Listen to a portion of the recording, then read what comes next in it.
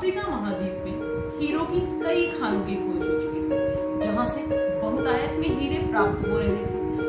उसी गांव में एक किसान रहता था। किसान बहुत सारी ऐसी कहानियां सुनता था जिसमें लोगों को हीरे को खाने मिल गए और वो बहुत अमीर हो गए। ये सुन के किसान को लगता था कि काश उसे भी हीरे की कोई ऐसी खान मिल जाए और वो भी अमीर हो जाए। हीरे की खोज में उस किसान ने अपने सारे खेत बेच दिए और हीरे की खोज के लिए निकल पड़ा। एक दिन वह खोजता रहा, लेकिन अफ्रीका के लगभग सभी स्थान उसने खोज डाले, उसे कोई हीरे की खान नहीं मिली। उसे लगने लगा कि उसका अमीर बनने का सपना टूट रहा है। वह बहुत हताश हो गया और उसने नदी में कूद के अपनी जान दे दी। वही एक दूसरा किसान, जिसने उस किसान के खेत खरीदे थे, अपने खेत में मेहनत से काम करता था। एक दिन जब वह किसान अपने खेत में काम कर रहा था, तो उसके खेत के बगल से छोटी सी नदी गुजरती थी। वहां उसने देखा कि एक इंद्रधनुषी प्रकाश फूट रहा है। उस प्रकाश को देख के वह किसान बड़ा आश्चर्यचकित हुआ। वह नदी के पास पहुंचा तो उसने देखा कि पास में ही एक पत्थर पड़ा है, जिस पत्थर पर सूर्य की किरणें पड़ रही है और उस पत्थर पे सूर्य की किरणों के पड़ने से नदी के उस पत्थर से इंद्रधनुषी प्रकाश निकल रहा है। वह खूबसूरत पत्थर देख के किसान का मन बड़ा प्रसन्न हुआ और उसे लगा कि चलो मैं इस पत्थर को घर लेके चलता हूँ और इससे मैं घर की सजावट के काम लाऊंगा। किसान वो पत्थर लाया, उसे उसने अपने घर में सजा दिया। एक दिन किसान का मित्र आया।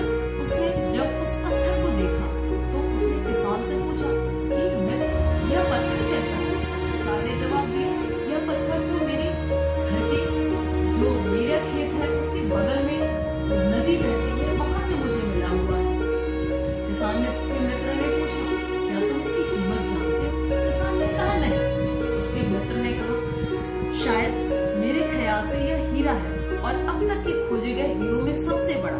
किसान के लिए इस बात पे यकीन करना बहुत मुश्किल था। उसने अपने मित्र को बताया कि उसे तो यह पत्थर अपने नदी की किनारे वाले खेत से मिला है और वहां तो ऐसे और भी पत्थर पड़े हुए हैं। दोनों खेत पर पहुंचे। वहां उन्होंने उन पत्थरों के कुछ नमूने लिए, फिर उन्हें जांच के लिए भेज दिया। जब जांच की रिपोर्ट आई तो किसान के मित्र की बात सच निकली। वे पत्थर हीरे थे। उस खेत में हीरों का भंडार था और उस समय की खोजी गई सबसे कीमती हीरे की खदान निकली थी। उस खदान का नाम था किम्बरले डायमंड माइंस। दूसरा किसान उस खदान की वजह से माला माल हो गया।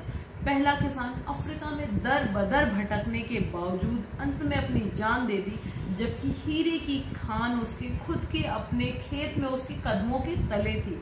मित्रों, इस कहानी में हीरे पहले किसान के कदमों के तले ही थे, लेकिन वह उन्हें पहचान नहीं पाया। उसकी खोज में वह दर बदर भटकता रहा। ठीक वैसे ही हम भी हैं, सफलता की प्राप्ति के लिए अच्छे अवसर की तलाश में दर बदर भटकते रहते हैं।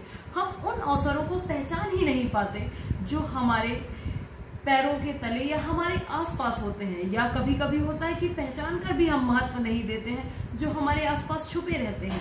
तो जीवन में सफल होना है तो आवश्यकता है हमें कि हम बुद्धिमानी और परख से उन अवसरों की पहचान करें और धैर्य से अनवरत कार्य करते रहें, जिससे हमें भविष्य में सफलता अवश्य ही मिलेगी।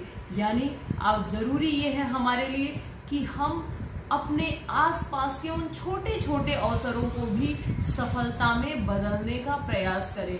क्या पता कि वही हमारे जीवन को सफल बनाने के लिए कब कौन सी सीढ़ी बन जाए।